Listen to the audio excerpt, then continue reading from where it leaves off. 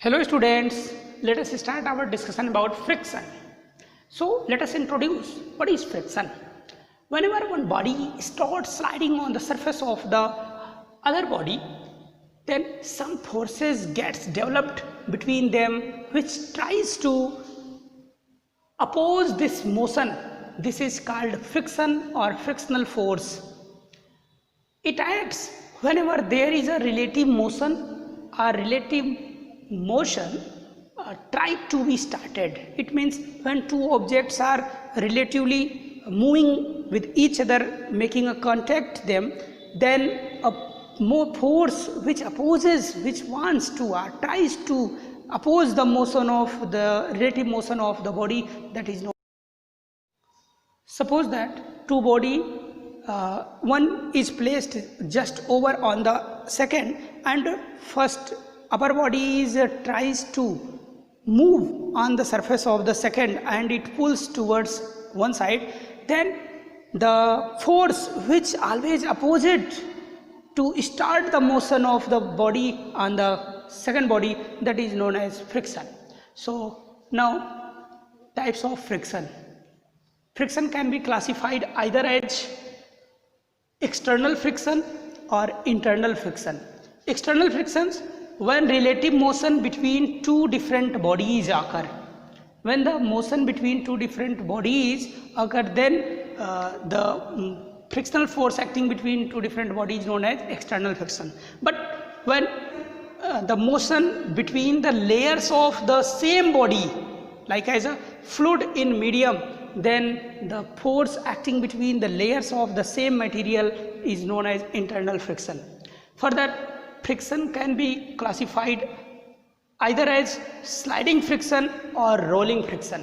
Sliding friction, as we know that if two bodies are placed one on each other, one and other, and they are making contact with each other, one placed just over on the second, and one, that is top surface body, is try to pull in one direction, then the force which opposes to producing motion in the body, that is known as sliding friction. And rolling friction, suppose that a cycle rolls down along a road, then the frictional force acting between the tires of the cycle to the road is known as sliding friction. Sliding friction produces due to the deformation produced in the tire and road. Okay, so this is the sliding friction and this is the rolling friction. Further, friction can be classified either as static friction or limiting friction or kinetic friction. So what is static friction? It is a self-adjusting force. This is always equal and opposite to the applied force. It means when two objects are moving with each other, are trying to move with each other, placed one upon another, then the force which tries to move the first object over the second is equal until the frictional this pulling force just not become to the frictional force. It means the applied force is always, when increases by us, then the frictional, that is static frictional force, is always increases and it opposes to motion created in the first object. It means object is still now in the rest position. So this static position always produces between the surfaces of two contact bodies, and it is present while object does not get a moving position. And the maximum value of this static friction is known as limiting friction. Limiting friction is the maximum value of the static friction, after which if we apply some extra force, then object will start its motion. Now third one is the kinetic friction.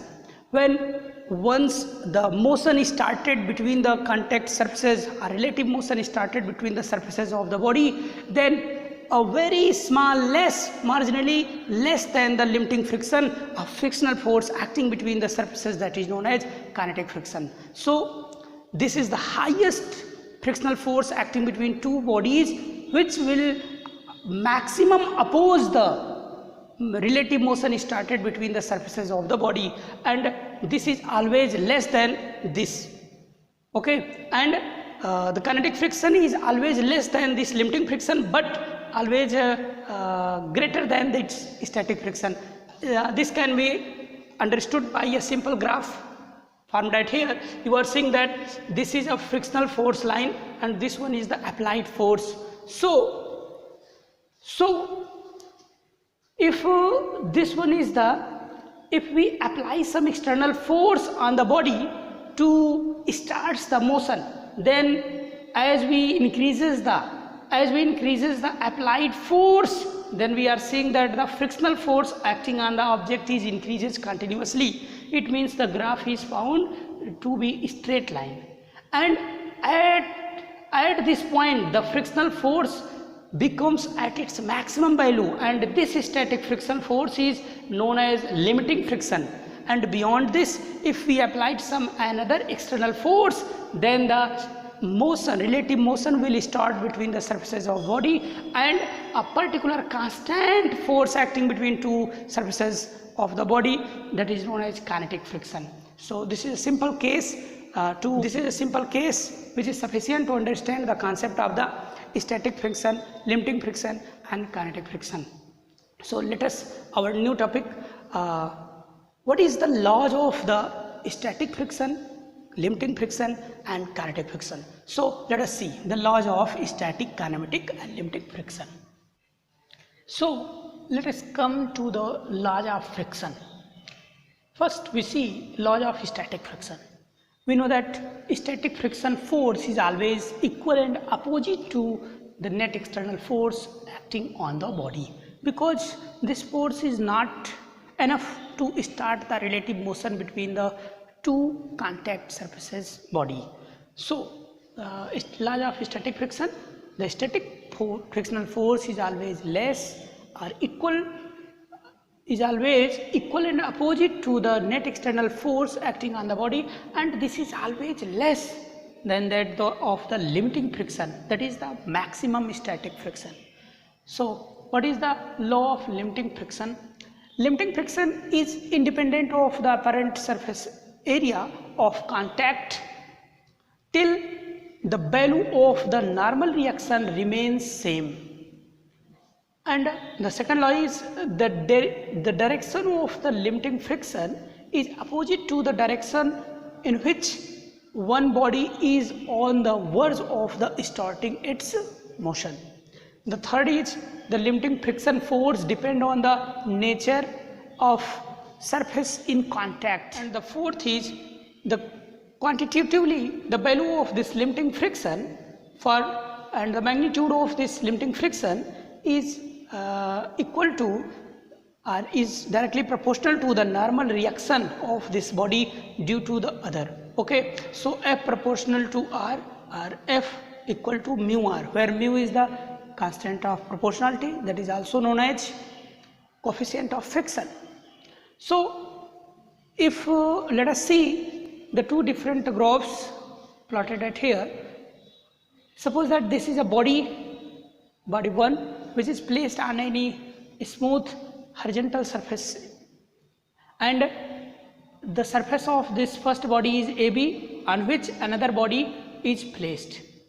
Okay, so the total mass of this body is acting downward, and the normal reaction or the total reaction acting by the surface to the body is acting upward. So this can be represented by the TR. This is the total reaction. Now if we see in the second figure, then this is an inclined plane CD. CD is the inclined surface of any body. Okay, and the surface CD contains another body over on itself. So if the body has mass m, then the total weight of this body acting vertically downward, suppose that this is mg, then as we know that total reaction is always just acting vertically upward, that is along in opposite direction of the mg. So total reaction will be in this direction.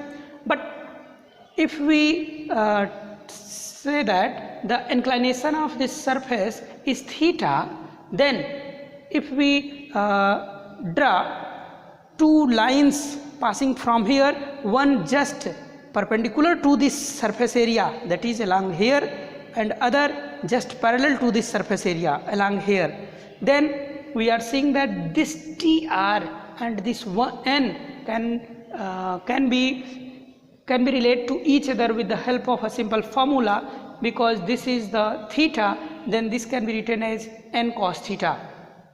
So if this is the mg and the angle between this is theta, so this can be expressed, this is the base, so this can be expressed as mg cos theta. So from here we can say that this N can be equal to mg cos theta, and the contact surfaces of these two body is always opposes the relative motion started in these two body.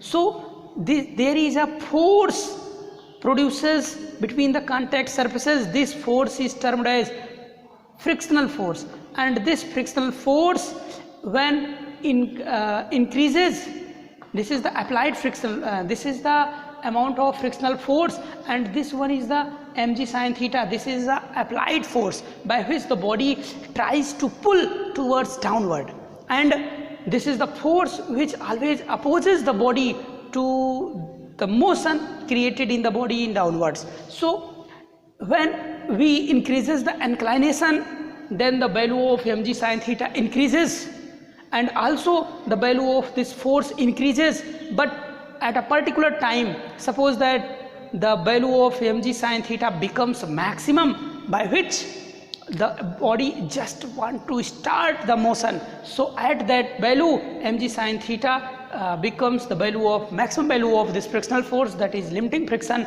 and this value F assigned to the limiting friction, that is F equal to mu r.